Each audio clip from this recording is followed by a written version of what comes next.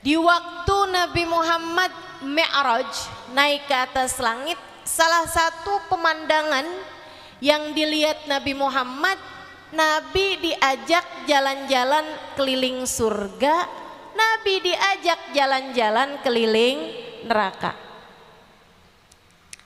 Karenanya ada banyak hadis ketika Nabi Muhammad bercerita tentang penduduk surga ataupun penduduk neraka, Nabi mengawalinya dengan berkata, ra'aitu lailata an usriyabi.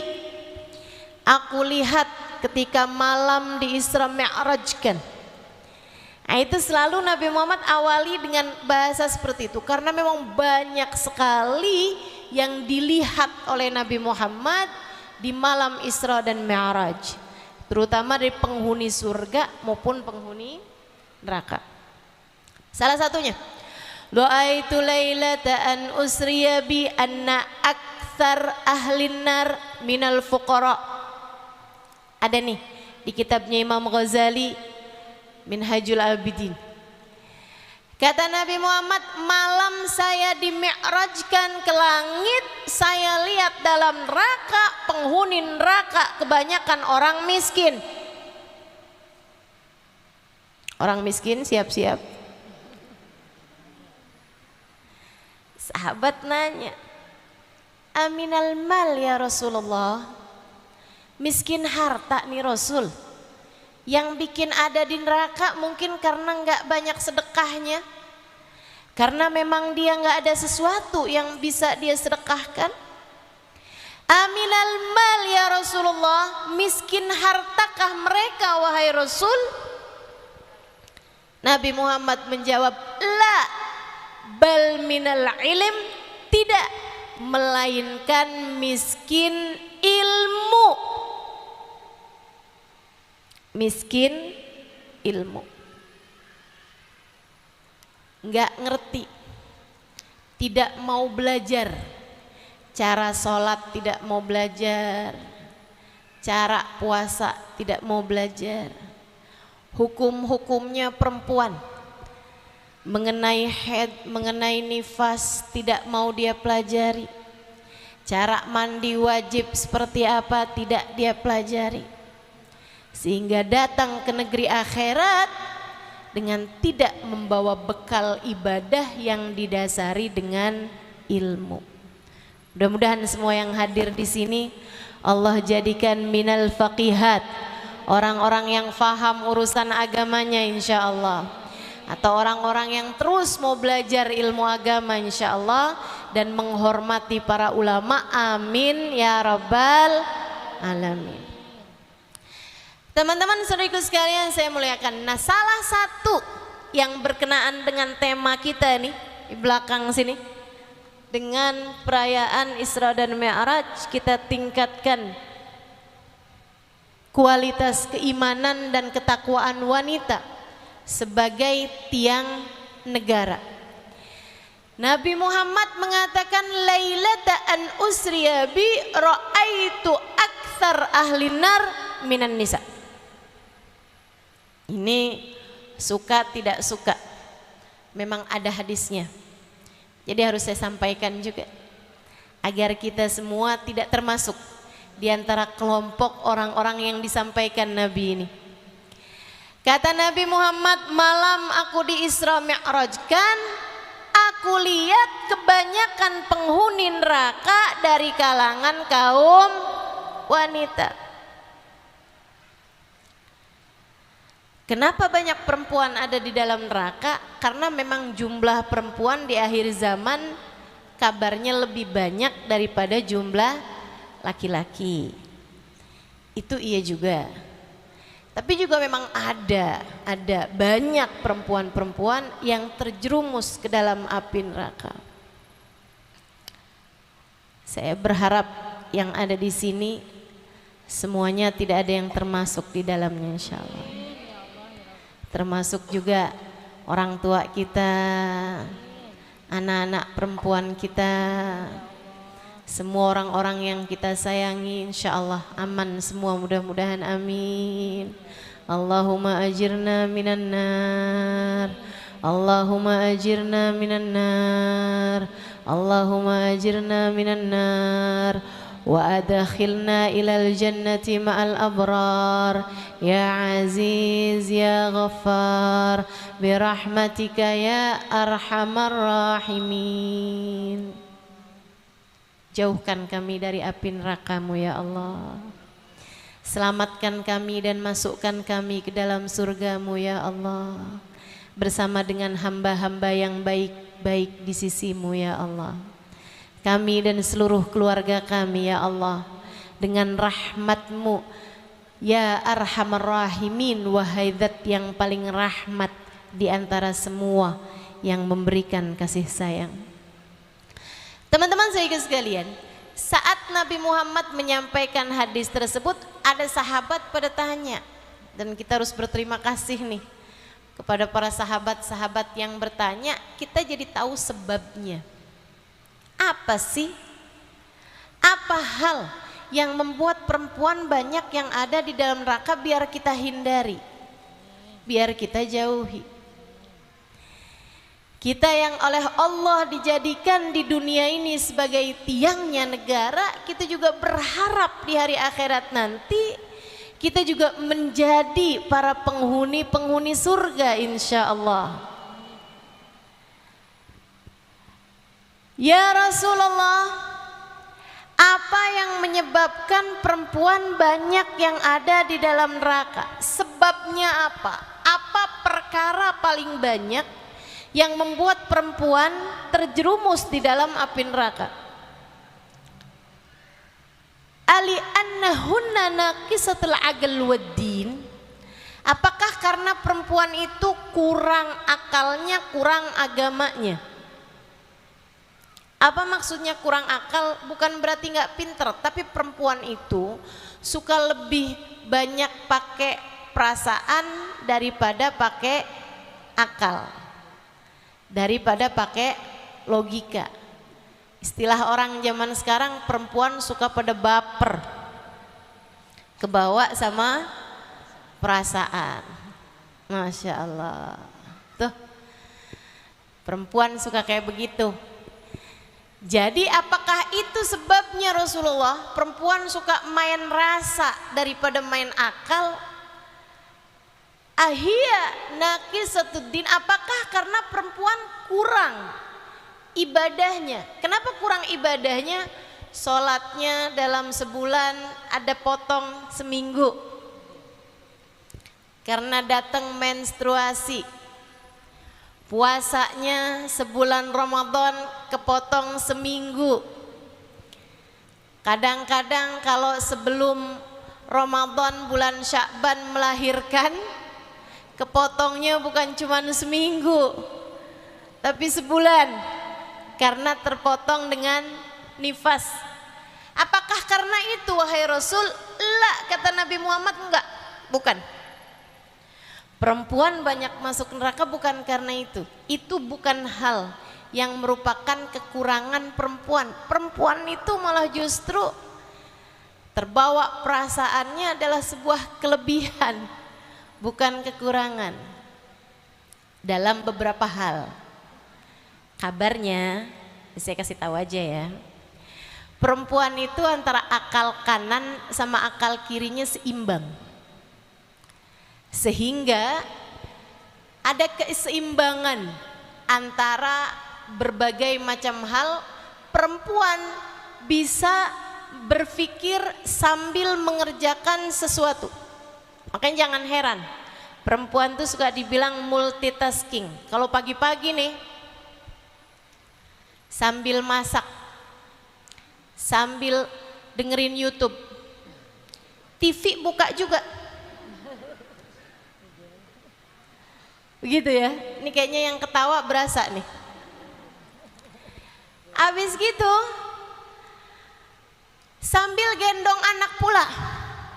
Kalau anaknya nangis, di mesin cuci baju-bajunya lagi dimasukin pula. Itu semuanya sambil kerja tuh. Telinga kerja, mata kerja, handphonenya bunyi, sempet diangkat, diajakin ghibah, diajak gosip sama temennya bisa nyambung. Masya Allah. Sampai saya pernah dengar seorang psikolog mengatakan, kalau kamu ngajak bicara anak perempuanmu, dia sambil gambar, biarin. Karena meskipun tangannya gambar, otaknya, telinganya tetap bisa mendengarkan dengan baik dan mencerna dengan baik. Tapi kalau anak laki-laki, kamu ajak ngomong dia sambil main game, misalnya gitu, jangan boleh. Karena dia kalau lagi main, dia nggak akan mendengarkanmu. Dia sambil mengerjakan sesuatu, tidak akan mendengarkanmu. Itu kemampuan perempuan. Allah Subhanahu wa taala karenanya seperti yang disampaikan Nabi Muhammad menganggap perempuan itu sebagai tiang negara, tiang rumah tangga. Ini kayak tiang nih ibu-ibu sekalian, jadi sandaran. Sandarannya atap ke tiang, sandarannya dinding ke tiang, pintu sandarnya juga ke tiang. Semuanya bersandar ke tiang. Karenanya Allah jadikan sistem otak perempuan itu memang berbeda dengan sistem otak laki-laki. Jadi itu bukan merupakan kekurangan bagi perempuan, justru merupakan kelebihannya. Sahabat tanya, kalau gitu apa yang menjadi permasalahan kaum perempuan sehingga kaum perempuan ini banyak ada di neraka? Apa sebabnya wahai Rasul? Biar kami bisa sampaikan kepada anak-anak perempuan kami, kepada istri kami, kepada ibu kami, saudari kami, agar kami semua tidak ada yang masuk di antara orang-orang yang menjadi penghuni neraka tersebut. Nabi menyebutkan dua hal. Simak baik-baik wahai calon penghuni surga. Simak baik-baik biar kita semuanya terhindar dari neraka. Kata Nabi Muhammad alaihi salatu wassalam, li annahunna yakthurnal la'nah wa yakfurnal ashirah. Li annahunna yakthurnal la'nah wa yakfurnal ashirah. Yang pertama, li'annahunna yakthurnal la'nah, karena perempuan itu suka ngomel. Perempuan suka caci maki. Perempuan gampang mengolok-olok. Perempuan gampang menghina orang. Perempuan lidahnya lebih ringan buat berkata sesuatu yang buruk pada orang lain. Banyak di antara perempuan calon penghuni neraka. Kalau yang di sini calon penghuni surga semua, insya Allah nggak begitu. Banyak di antara perempuan calon penghuni neraka yang tidak mampu menjaga lisan mereka. Nah, kalau zaman sekarang ditambahin, selain nggak bisa jaga lisan, nggak bisa jaga jempol. Dari komentar di media-media sosial, dari komentar di grup-grup WhatsApp, ya teman-teman saya sekalian yang saya muliakan. Jadi kalau kamu ingin menjadi salah satu calon penghuni surga, hal pertama yang harus kita lakukan adalah jaga lisan. Jaga lisan, jaga mulutmu. Mulutmu harimaumu, diterkam bisa-bisa dirimu sama mulutmu sendiri.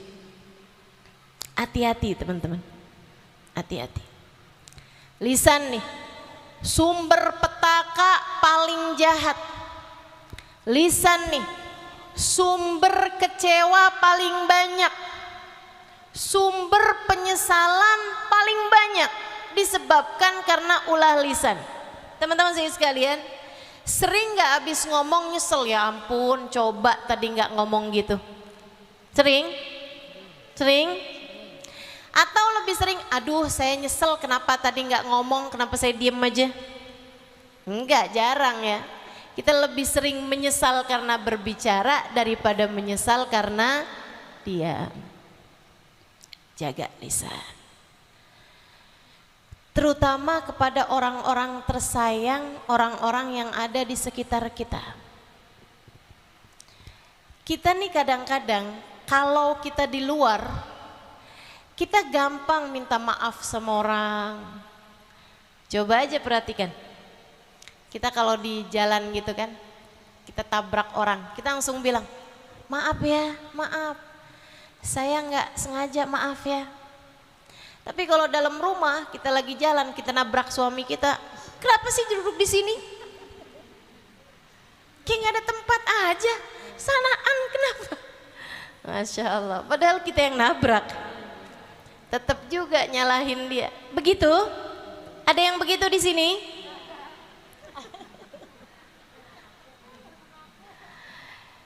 Jaga lisan, teman-teman saudaraku sekalian. Kata Nabi Muhammad sallallahu alaihi wasallam, dan tidaklah api neraka mencabik-cabik seseorang melainkan illa bima hasadat alsinatuhum, melainkan disebabkan apa yang dilakukan oleh lisan-lisannya. Buka-buka aib orang, menyebar-nyebarkan aib orang. Nah, tuh. Ini dia nih, kalau udah tahu ada aib dibuka sana buka sini, seneng rasanya semua orang tahu siapa dia sebenarnya. Wah, padahal dalam hadis Nabi Muhammad mengatakan, siapa yang menutup aib saudaranya, Allah akan menutup aibnya dunia dan akhirat. Siapa yang membuka-buka aib saudaranya, Allah akan buka aibnya walau fi jawfi baitih, walaupun di dalam kamar tidurnya sendiri. Buka sama Allah. Mudah-mudahan Allah jadikan kita perempuan yang bisa jaga lisan. Amin. Ada namanya Hatim Al-Asam, ya. Ada seorang ulama namanya Hatim Al-Asam. Itu dikenal sebagai orang yang tuli, padahal beliau nggak tuli. Kenapa dikenali sebagai orang yang tuli? Jadi sewaktu beliau datang ke satu tempat untuk mengajar, berdakwah, menjadi seorang ustadz, orang semua kenal siapa beliau, ulama terkemuka. Ada satu waktu, mohon maaf nih ya, datang seorang perempuan mau bertanya tentang hukum sesuatu. Ketika dia sudah dekat dengan si Hatim ini, seorang ulama ini, mohon maaf teman-teman sekalian, perempuan ini buang angin. Bahasa kerennya kentut. Suaranya itu agak, kan kentut juga ada macam-macam suara ya. Ada berbisik, ada berteriak. Nah, ini kayaknya jenis-jenis yang agak memalukan lah gitu. Merah padam mukanya. Ya Allah, ini yang namanya keluar angin nih kan, jangankan di hadapan seorang ulama yang sangat mulia gitu. Di hadapan orang biasa-biasa aja kita malu. Di hadapan anak kita aja kan kita malu kan. Ini di depan ulama yang memang sangat terhormat gitu. Merah padam mukanya. Hatim Al-Asam berusaha untuk membuat dia jangan sampai merasa malu, jaga hatinya. Kemudian dia berkata, ibu tanya tadi mas saya. Iya tuan, tolong agak keraskan suaranya bu, saya tuli. Perempuan ini mengeraskan suaranya. Jadi tuan, saya mau bertanya urusan satu ini. Suami saya kemarin bilang, dia agak kerasin suaranya, jatuh talak atau tidak itu tuan?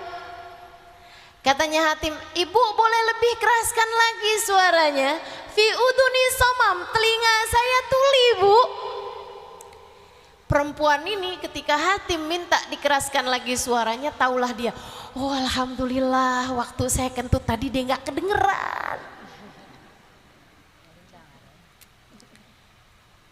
Perempuan ini seneng, tapi kemudian jadi pertanyaan Hatim, kalau satu hari dia tahu kalau saya sebenarnya pura-pura tuli, dia pasti akan malu juga. Hatim memutuskan sepanjang hidupnya perempuan tersebut beliau berpura-pura tidak mampu mendengar dengan baik. Buat nutupin aib perempuan tersebut, Hatim sampai dapat julukan Hatim al-Asom, Hatim yang tuli. Itu nutupin aib perempuan satu aja, beliau sampai akhlaknya seperti itu teman-teman. Mudah-mudahan Allah karuniakan kepada kita kebaikan hati yang membuat kita juga jadi memiliki kebaikan lisan insya Allah. Ada kisah dari seorang habaib namanya Habib Abdullah bin Yahya, salah satu salah satu pemuka-pemuka dalam thariqah Al-Ba'alawi ya. Para habaib-habaib itu banyak thariqahnya, mereka thariqah Ba'alawi, kayak baca Ratib Haddad, baca Wirdul Latif kalau pagi hari, baca kayak teman-teman baca ini kan, Maulid Habsyi, baca Maulid Dibai. Nah, itu salah satu dari jalannya thariqah Al-Ba'alawi, jalannya para habaib gitu, zikir-zikirnya para habaib. Ada salah satu dari habaib kita namanya Habib Abdullah bin Yahya alaihi ridwanullah. Satu waktu didatengin seorang perempuan, ibu-ibu nangis-nangis kepada Habib Abdullah bin Yahya. Bilang, Habib tolong saya, Habib tolong saya. Kata Habib, gimana tuh, kenapa? Dia bilang, Bib, habis toleh kanan kiri nggak ada orang, boleh saya ngomong suatu nih aib sekali Bib buat diri saya. Oh yes, ya udah, jauh semua yang lain-lain tapi yang nggak sampai deket sekali ya. Kenapa, kata Habib?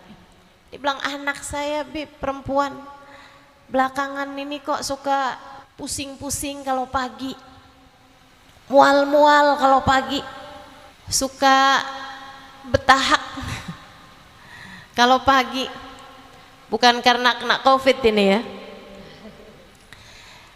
Saya curiga aja Bib, kemarinan saya tanya, ternyata dia ngaku lagi hamil Bib, padahal belum punya suami. Hamil di luar nikah. Apa yang harus saya lakukan Habib? Saya ini bingung Bib. Berapa umur anakmu? 19 tahun Bib. Oh baik. Ibu ada cerita ini kepada yang lain? Belum ada Bib, saya galau Bib, saya susah. Jadi saya pagi ini juga saya langsung datang ke tempat Habib, saya minta jalan keluar dari Habib, apa yang harus saya lakukan Bib? Saya gugurkankah atau apa yang harus saya lakukan? Ibu alamatnya di mana Bu? Banjarbaru Habib. Enggak ya. Jalan sekian, nomor sekian, gitu kan, kasih tahu. Ini hari Sabtu. Ibu malam Senin nanti ada acara di rumah, ada di rumah? Ada Bib. Kenapa Bib? Udah, Ibu gini aja. Ibu nggak usah ngomong masalah ini sama siapapun, tutup rapat-rapat. Jangan sampai ada yang diomongin hal ini. Lebih Habib. Terus gimana Bib? Pulang ke rumah, udah anaknya nggak usah dimarahin, udah nggak usah buat apa-apa. Nanti Bu malam Senin saya mau datang ke tempat Ibu siap-siap ya.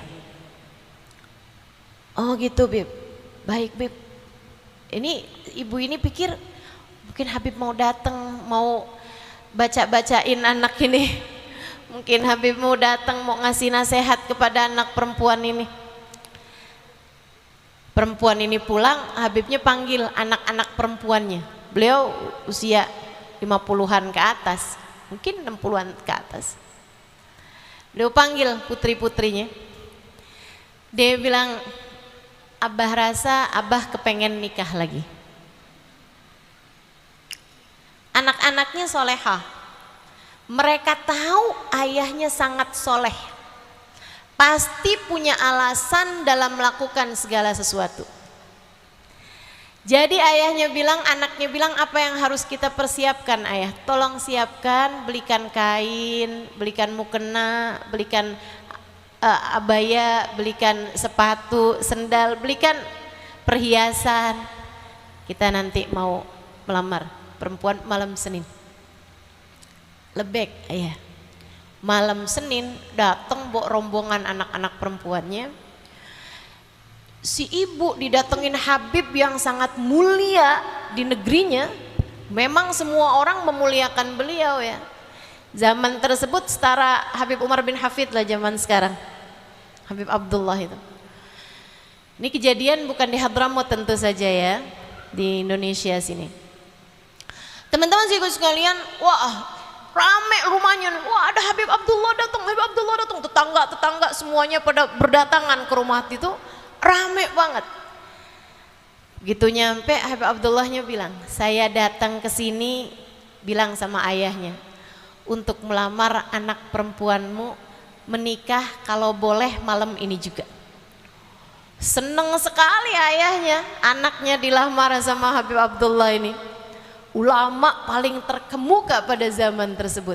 Mereka semua nggak tahu bahwa tujuannya Habib melamar anak perempuan ini untuk menutupi aibnya. Masya Allah, ini hati terbuat dari apa ya? Kenapa kok hati kita kadang-kadang melihat aib orang lain bawaan malah pengen cerita, bukannya ditutupi sebisa mungkin?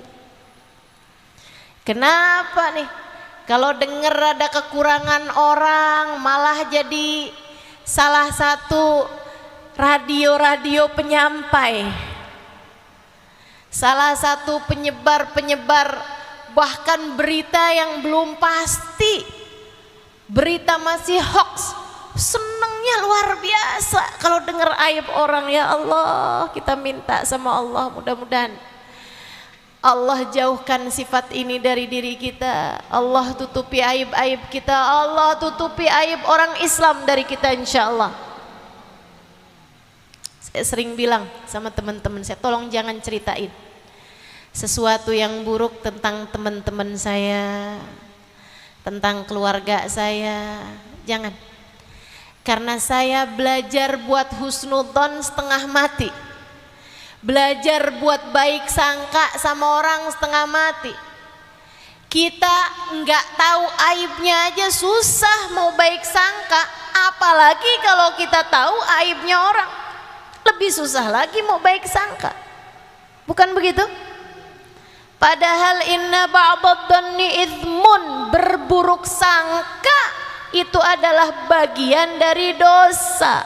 Kata Allah dalam Al-Quran, sumber dosa. Khaslatan laisa fawqahuma syai'un minasyarr su'udzan billah wa su'udzan bi ibadillah. Nabi Muhammad mengatakan sifat su'udzan, buruk sangka, itu adalah sifat paling buruk dari semua sifat yang ada. Su'udzan kepada Allah, su'udzan buruk sangka kepada hambanya Allah. Teman-teman saudaraku sekalian, diterima enggak lamarannya? Kata Habib. Ayahnya bilang, ya Allah Bib, alhamdulillah Bib, senang Bib, saya terima lamarannya Bib.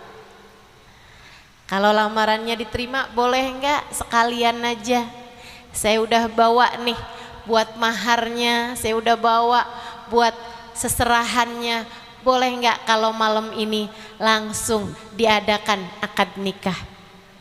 Alhamdulillah, tapi kita nggak punya persiapan apa-apa Bib, udah deh kita borong soto Banjar di sebelah sana. Malam itu juga langsung diadakan acara baca maulid singkat, kemudian akad nikah. Habis selesai itu si ibu nih tinggal nangis saja di dalam rumahnya, penuh syukur, ya Allah, Masya Allah, Habib ini nutupi aib anak perempuan saya, sampai mau-maunya menikahi anak perempuan saya, pezina, seorang pezina. perempuan yang hamil di luar nikah. Teman-teman saudaraku sekalian, Habib ini nikahin beberapa malam bersama dengan perempuan tersebut itu tanpa berhubungan intim. Salaman aja, habis itu dinasehatin sama Habib. Setiap malam dikasih tahu, diajak sholat berjamaah, diajak zikir bersama, diajak sholawatan bersama, tanpa pernah berhubungan intim sama beliau. Sampai perempuan ini benar-benar taubat, malu sama Allah Subhanahu wa Ta'ala. Dia nangis-nangis depan Habibnya, saya taubat Bib, saya malu sama Allah Bib. Habis taubat sungguh-sungguh, subhanallah, Allah kasih beberapa hari kemudian keguguran. Biasanya tandanya seorang pezina yang hamil di luar nikah, jika dia bertaubat kepada Allah, Allah akan gugurkan kehamilannya. Kata guru saya yang bercerita ini, yaitu Al-Habib Umar bin Hafid. Jadi cerita ini saya dengar dari Al-Habib Umar bin Hafid. Cirinya seorang pezina yang bertaubat kepada Allah dan dia hamil, jika dia hamil di luar nikah, cirinya adalah digugurkan oleh Allah Subhanahu wa Ta'ala kandungannya. Gitu, dia nggak usah pakai aborsi. Kalau sungguh-sungguh kamu bertaubat kepada Allah, Allah akan gugurkan. Tidak ada yang lebih indah dari taubat pada Allah Subhanahu wa Ta'ala, teman-teman saudaraku sekalian. Akan tapi kita minta sama Allah, mudah-mudahan Allah jauhkan anak-anak kita, cucu-cucu kita, keturunan kita semuanya dari pergaulan-pergaulan bebas, dari perzinaan, dari narkoba, dari minuman keras, dari semua hal-hal yang diharamkan Allah, insyaallah. Amin ya rabbal alamin. Habis dia keguguran, beberapa waktu berselang, Habib kemudian menceraikannya. Udah jadi perempuan solehah sekarang, udah jadi perempuan masya Allah sekarang, sama Habib diceraikan. Habis diceraikan sama Habib, beberapa bulan kemudian yang ngelamar ngantri. Ini perempuan jandanya Habib Abdullah. Pasti nih Habib nikahi dia karena dia memang perempuan yang luar biasa. Waduh, yang ngelamar banyak bener. Sampai kemudian diistikharahkan, dah ada laki-laki soleh yang kemudian menikah dengan perempuan tersebut dan kehidupannya menjadi kehidupan yang baik. Tuh, lisan ya, jangan suka buka-buka aib orang.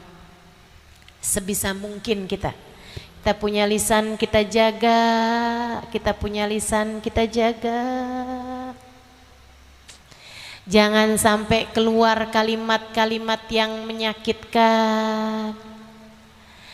Nabi Muhammad mengatakan, ayyuma imra'atin qalat li zawjiha ma ra'aitu fika khairan qad tahwi biha fi nari jahannam sab'ina kharifa. Jika ada seorang perempuan berkata kepada suaminya, ya ampun bang, hidup sama kamu isinya sengsara mulu, neraka rasanya. Kamu kenapa nggak bisa jadi kayak suami orang gitu? Emang selama ini dia kalau nggak kawin sama orang, kawin sama apa? Yang lain diajak jalan-jalan ke luar negeri, saya ke Indomaret aja enggak. Saya sepanjang hidup sama kamu, saya selalu susah. Saya nggak pernah kamu senangkan, kamu nggak pernah membahagiakan saya. Sejak nikah sama kamu, hilang senyum saya, hilang bahagia saya. Kalau ada seorang istri berkata seperti itu, aku tidak pernah melihatmu berbuat baik padaku sama sekali, kepada suaminya, Nabi Muhammad berkata menyebabkan perempuan tersebut terjerumus neraka jahanam 70 tahun lamanya. Oh, serem sekali ya. Yuk, terhadap orang-orang yang ada di sekeliling kita, suami kita, biarkan ia mendengar darimu kalimat-kalimat yang manis. Katakan padanya, andai waktu bisa kuulang, tak akan kupilih pasangan yang lain selain dirimu. Kata suaminya, memang gak ada yang lamar kamu selain saya.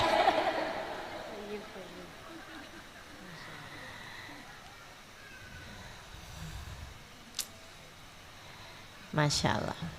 Yuk, bilang yang bagus-bagus sama suaminya. Ayo para istri cobain, sampaikan sama suami, I love you.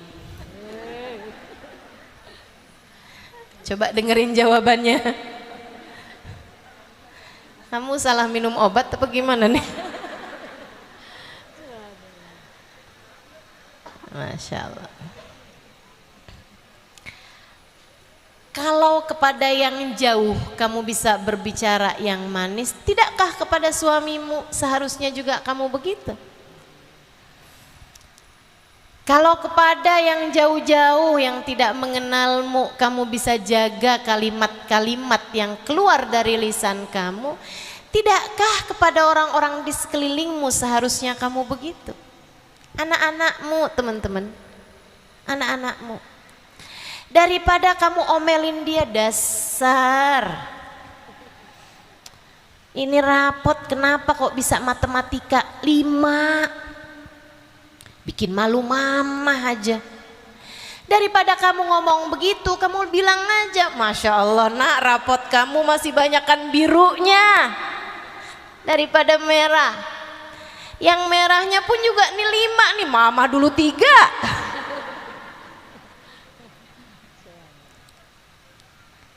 Udahlah, udahlah. Yang enak-enak aja Bu, sama anak-anak kamu. Tidakkah kamu menyayanginya sepenuh hatimu? Tidakkah kamu menyayanginya sepenuh jiwamu? Tidakkah ia adalah hal terindah yang Allah berikan dalam hidupmu? Akan tetapi pernahkah kamu sampaikan itu kepada anak-anakmu? Pernahkah kamu dekap anakmu kemudian kamu berkata, nak, kamu adalah hadiah terindah yang Allah berikan dalam kehidupan mama, terima kasih anakku sayang. Pernahkah kamu berkata kepada anakmu, nak, mama sangat mencintaimu dan mama ingin selalu bersama denganmu dunia hingga akhirat, maka nak, mari kita berbuat kebaikan agar tidak hanya di dunia kita bersama, tapi kelak di hari akhirat pun juga kita dapat berkumpul bersama. Ibu-ibu, sampaikan kepada anakmu kalimat-kalimat yang indah. Ia akan menjadi penghibur hatinya di saat hatinya galau. Ia akan menjadi penenang hati mereka di saat mereka menghadapi keadaan yang kering, keadaan yang gelap di luaran sana. Anak itu biarkan merasa dicintai oleh orang tuanya. Itu adalah hak mereka untuk mendapatkan cinta dan kasih sayangmu. Katakan kepada mereka, ibu-ibu, jangan biarkan lisanmu selalu berkata hal yang tidak enak buat mereka. Sholat enggak? Kamu enggak sholat kan? Neraka loh. Ya Allah, ya. Kita itu sama Nabi Muhammad dibilang al-jannah tahta aqdamil ummahat. Surga yang ada di bawah telapak kaki ibu, bukan neraka. Jadi nggak usah bawa-bawa neraka. Bawalah surga dalam percakapanmu dengan anak-anakmu.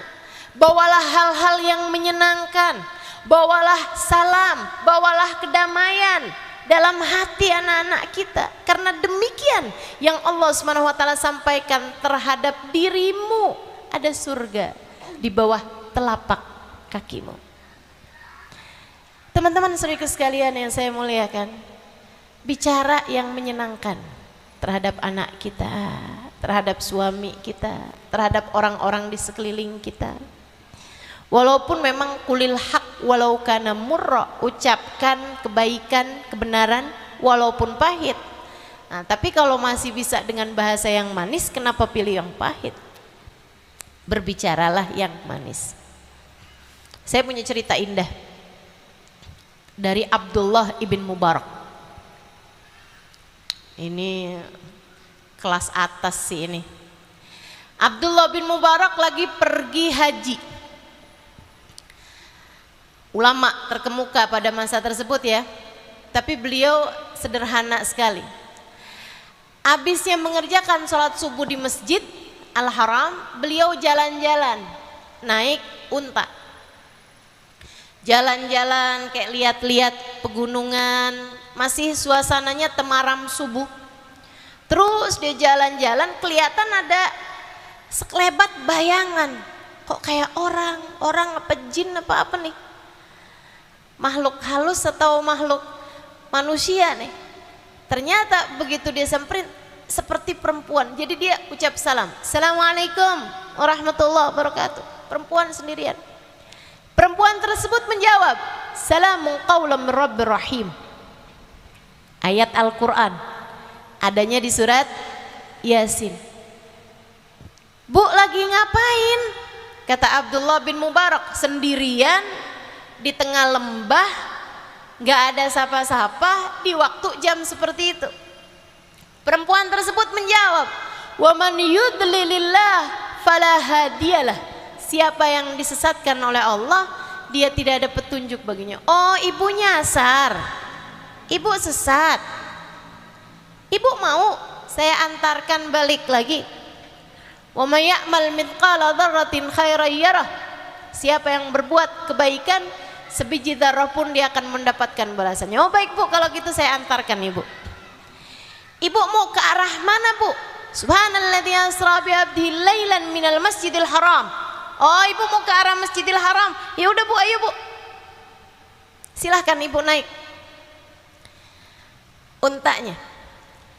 Begitu naik untanya ternyata lebih tinggi sehingga perempuan tersebut terjatuh. Abdullah bin Mubarak liatin perempuan itu berkata, kullil mu'minin yaghuddu min absarihim. Sampaikan kepada orang-orang yang beriman, hendaklah mereka menundukkan pandangan mata mereka. Ayat Al-Quran. Abdullah bin Mubarak menundukkan kepalanya, kemudian menundukkan juga untanya biar gampang ibu ini naikin. Ibu ini naik, kemudian baca Subhanalladzi sakhkhara lana hadza wa ma kunna lahu muqrinin wa inna ila rabbina lamunqalibun. Jalan nih, kemudian naik untanya. Abdullah bin Mubarak lihat ini ibu-ibu ini kayaknya dari tadi ngomongnya ayat aja gitu. Saya mau tanya pertanyaan yang kira-kira nggak ada di ayat. Jawabannya, bu, ibu udah nikah? La tas'alu an asya'in tubdalakum tasukum. Kata perempuan ini, janganlah suka bertanya sesuatu yang kalau kamu tahu jawabannya kamu akan kecewa.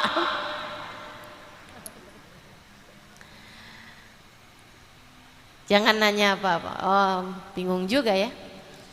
Dia nyanyi. Akhirnya bersenandung Abdullah bin Mubarak. Ibu tersebut mengatakan, ya ayyuhalladzina amanu dzkurullaha dzikran katsira wasabbihuhu bukratan wasila. Wahai orang yang beriman, berzikir sajalah kalian dengan zikiran yang banyak dan bertasbihlah kepada Allah. Akhirnya Abdullah pun berzikir sampai nyampe di tendanya perempuan ini. Perempuan ini kemudian memanggil anak-anaknya. Ya Yahya hudil kitab biquwah. Ada anaknya namanya Yahya. Ya Ibrahim qad saddaqta ru'ya. Ada anaknya namanya Ibrahim. Ya Isa ibn Maryam a anta qulta lin-nasi ittakhiduni wa ummi ilahaini min dunillah. Ada anaknya namanya Isa. Katanya Abdullah, fa idzan bih ka aqmar. Anaknya kemudian datang, wajahnya kayak bulan semuanya. Kan perempuannya tadi tutup muka ya, jadi nggak ketahuan mukanya kayak gimana. Dia bilang anaknya cakep-cakep bener, masya Allah, masya Allah.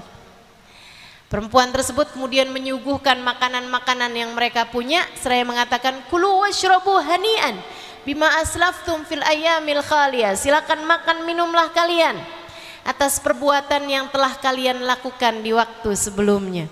Ayat Al-Quran juga itu. Abdullah sambil makan, sambil minum, Abdullah nanya, itu ibu kalian? Iya betul Pak, makasih ya Pak, sudah kembalikan, kami udah galau dari tadi nih, kami udah susah, ibu kami ini di mana? Rupanya tersesat jalan ibu kami, makasih Pak, ketemu sama Bapak. Kami senang sekali Bu, kami ketemu sama orang baik seperti Bapak. Kata Abdullah bin Mubarak, saya lebih senang lagi ketemu sama beliau. Saya nggak pernah ketemu perempuan kayak begitu, lagi nyasar aja. Tidak berbicara kecuali dengan ayat Al-Quran. Padahal ya Bu, orang tuh kalau nyasar segala bahasa dia bisa loh. Ya orang-orang Banjar nih kalau pas lagi umroh atau haji, kalau lagi nyasar mendadak bisa bahasa Arab. Sambil nunjukin kartu hotel, ihdinas siratal mustaqim. Tunjukkan saya jalan yang lurus, balik ke hotel maksudnya. Masya Allah, Masya Allah. Lah ini seorang perempuan, padahal tersesat jalan, padahal perlu berbicara untuk nunjukin kemana. Dia ngerti bahasa Arab, tapi tidak berbicara kecuali dengan ayat Al-Quran. Anak-anaknya bilang, dan ini mempesona sekali ucapan anak-anaknya terhadap ibunya. Katanya Abdullah bin Mubarak, saya kagum terhadap ibu kalian. Kata anak-anaknya, jangankan bapak yang baru bertemu beberapa saat dengan ibu kami, kami yang tinggal bersamanya bertahun-tahun tak pernah habis kekaguman kami kepadanya. Bu, kalau anakmu disuruh bercerita tentangmu, kira-kira ada nggak yang bahasanya begitu? Ibu kamu kayak gimana nak? Ya gitu deh. Suka ngomel nggak? Ya gitu deh. Masya Allah, Masya Allah. Kayaknya ibu kamu baik kok, kelihatannya doang tuh ustazah. Kalau depan orang emang kayak begitu, tar kalau di rumah lain lagi tuh ustazah. Masya Allah. Ini anak-anaknya justru berkata, kami yang hidup bersamanya berpuluh tahun tak pernah habis kekaguman kami kepadanya.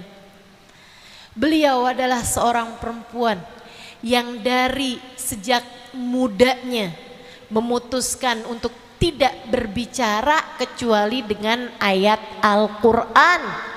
Makhafatan antazilla biha lisanuha, karena khawatir lisannya membuatnya tergelincir.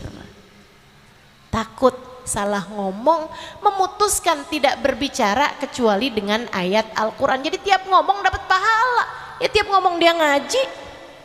Tapi kalau ibu-ibu sih nggak bisa ngamalin begini, kita semua nggak bisa ngamalin. Yang hafal kul ya kul huwa aja. Mau ngomong pakai bahasa Al-Quran gimana caranya Bu? Kul a'udzu birabbil falaq. Li ilafi Quraisyin ilafihim. Itu maksudnya apa ya? Masya Allah. Kita tidak mungkin dapat mencontoh perempuan tersebut, tapi sekurangnya pastikan setiap berbicara 3 hal. 1, jangan bohong. 2, ada manfaatnya. 3, jangan nyakiti orang. Jangan menyakiti orang, baik orangnya itu orang yang mendengarmu atau orang lain yang tidak sedang bersama denganmu. 1 apa tadi? Tidak bohong. Jangan memilih berbohong. Jujur aja, nggak usah bohong. Jujur itu enak kok, lebih ringan. Orang kalau jujur itu lebih tidak ada beban daripada yang bohong. Kalau bohong, kamu harus memikirkan kebohongan yang lain lagi untuk menutupi kebohongan yang sebelumnya. Lama-lama kamu hidup dalam kebohongan. Udah jujur aja. Kalau kamu lagi nyuci baju suami, ketemu ada uang tersangkut di saku, kemudian kamu ambil uangnya, buat beli pulsa. Suami nanya, kelihatan nggak ada 100 ribuan di saku baju saya? Jujur aja Bu, nggak lihat.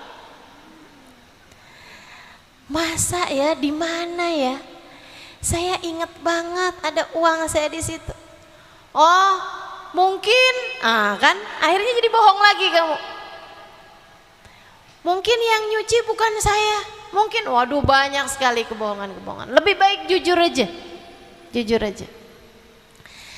Teman-teman saudara sekalian, jangan ada kebohongan, pastikan ucapanmu ada manfaatnya.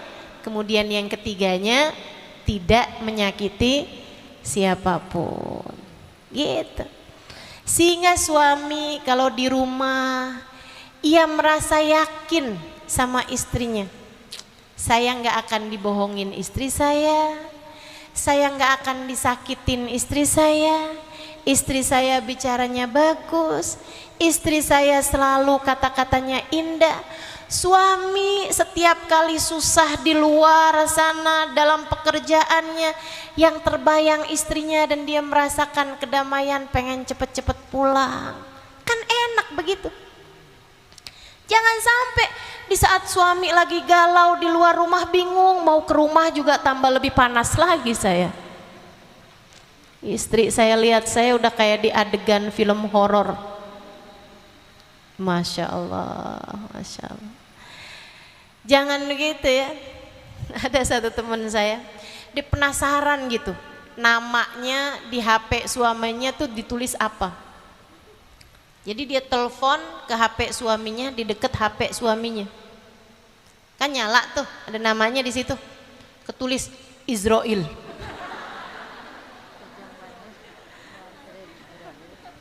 Masya Allah.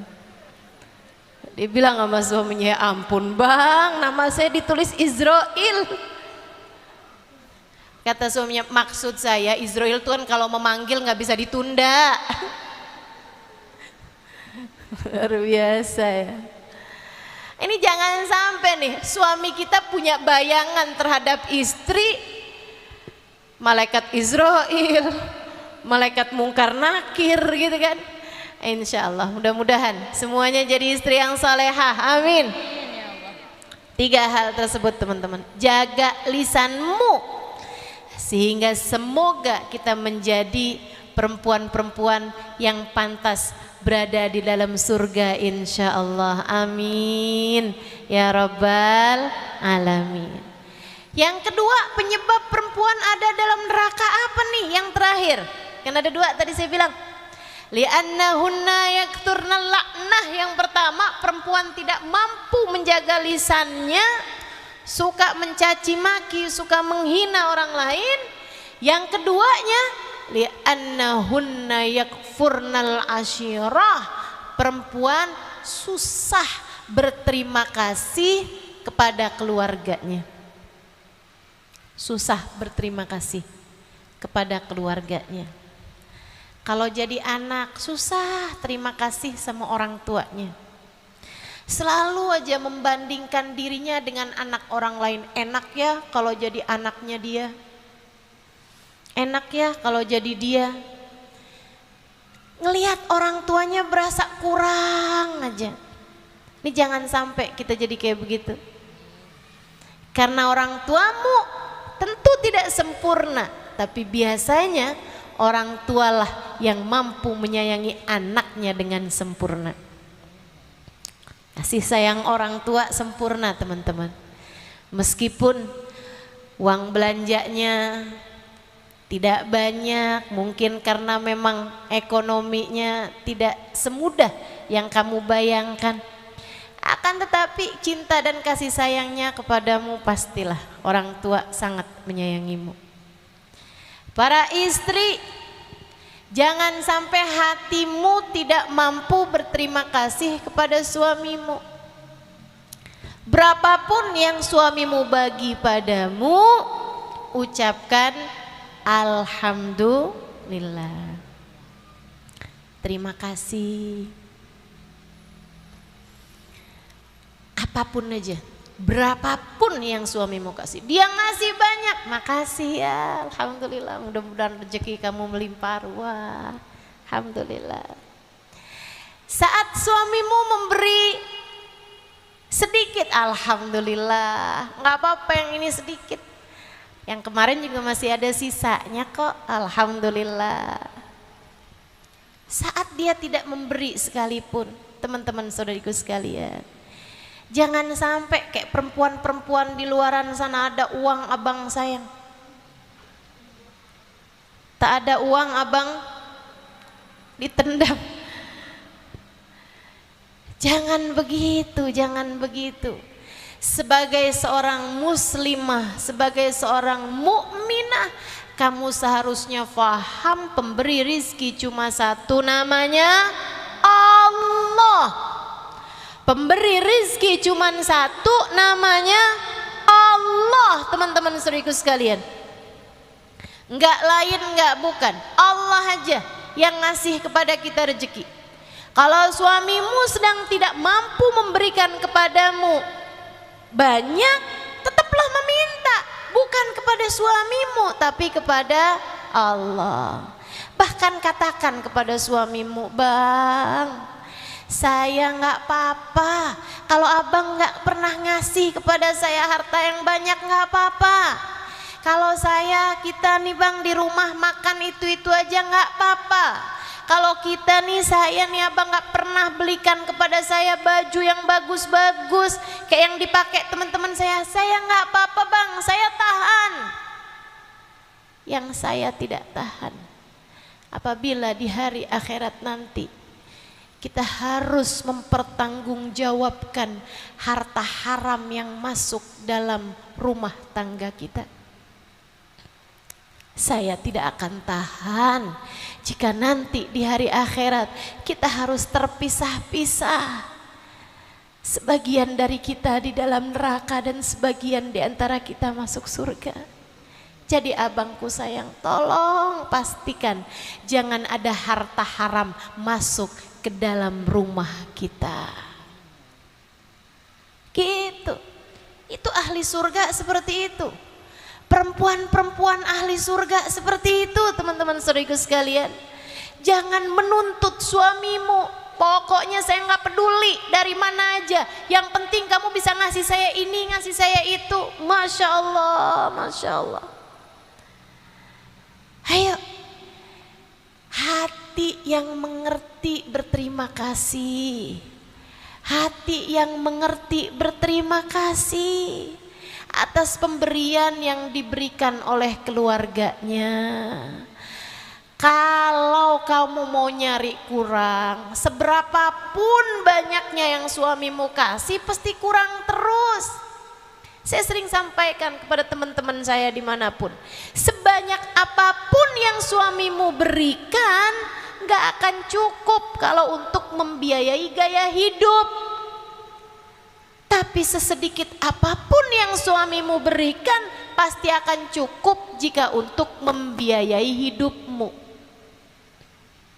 Biar sedikit kayak gimana juga suami ngasih cukup kalau untuk membiayai hidup kita, buat makan, buat pakai baju, buat kita ada di tempat yang beratap ya, mau itu rumah punya sendiri, mau kontrakan gitu, cukup pastinya.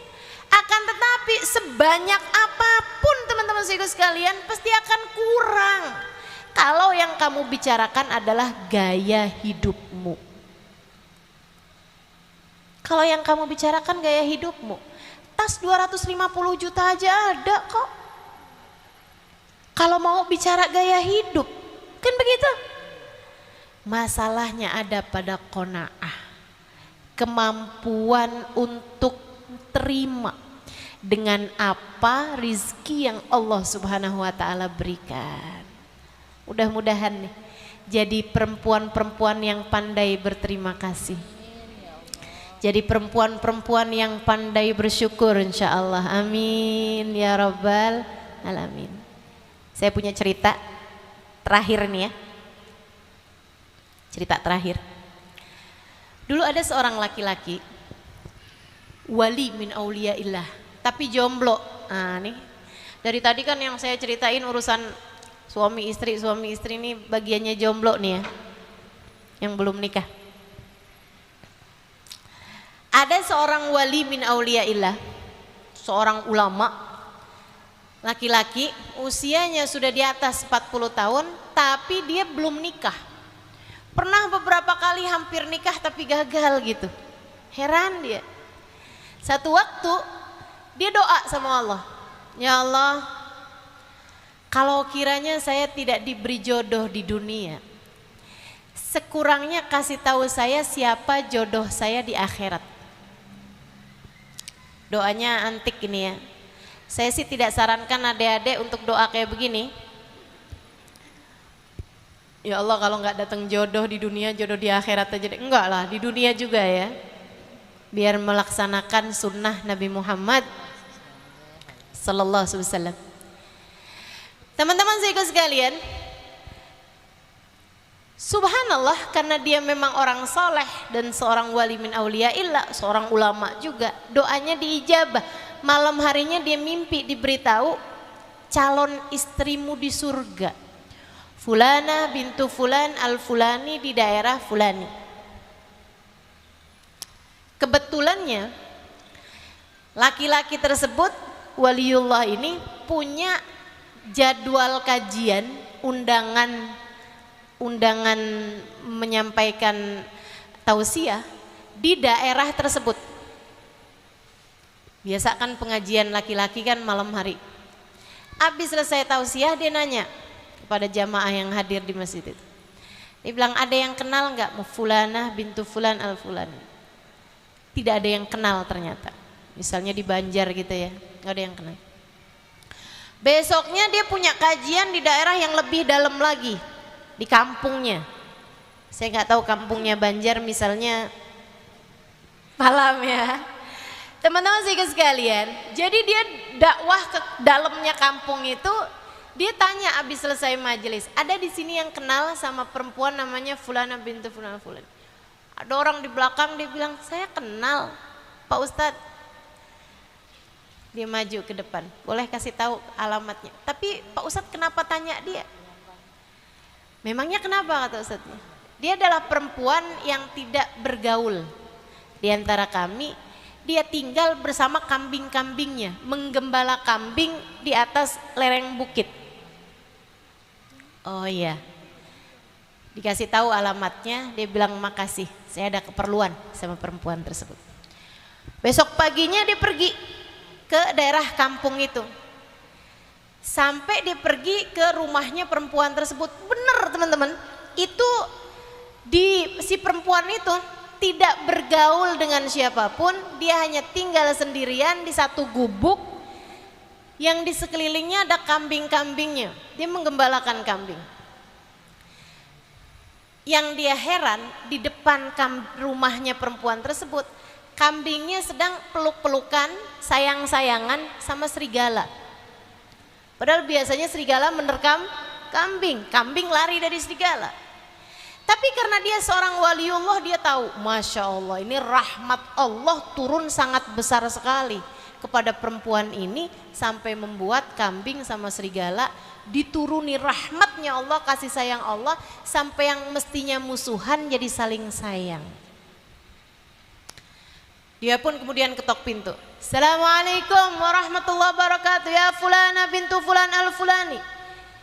Yang di dalam nyaut, Waalaikumsalam warahmatullahi wabarakatuh, ya Fulan bin Fulan al-Fulani. Tahu siapa yang datang? Wih, ini wali ketemu waliyah nih. Kemudian perempuan tersebut menjawab, Rahmin inda babi, pergilah jauh-jauh dari pintuku, bukan di dunia tempat kita bertemu. Wah, luar biasa ya. Jadi nih perempuan kalau solehah nih bisa jadi waliyah nih, memang bukan main-main. Kata laki-laki tersebut, baik, saya akan pergi dari pintumu ini. Saya hanya ingin tahu amal ibadah apa yang diterima oleh Allah darimu, sehingga membuat rahmat turun begitu banyak terhadapmu, sampai membuat kambing sama serigala sayang-sayangan di depan pintumu itu. Kata perempuan tersebut, saya nggak tahu, tapi barangkali ada Husailah, ada satu sifat kecil yang saya punya dalam diri saya. Apa itu? Dengerin nih.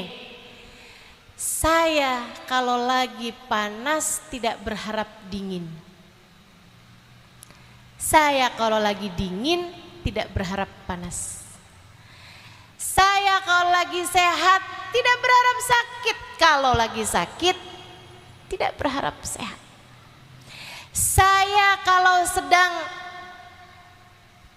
kaya, sedang mampu, sedang punya rezeki, tidak berharap miskin. Saya kalau sedang miskin tidak berharap kaya. Dalam keadaan apapun Allah menempatkan saya tahu itu adalah hal terindah yang Allah berikan dalam kehidupan saya. Saya akan berterima kasih kepada Allah atas apapun yang Allah Subhanahu wa taala berikan.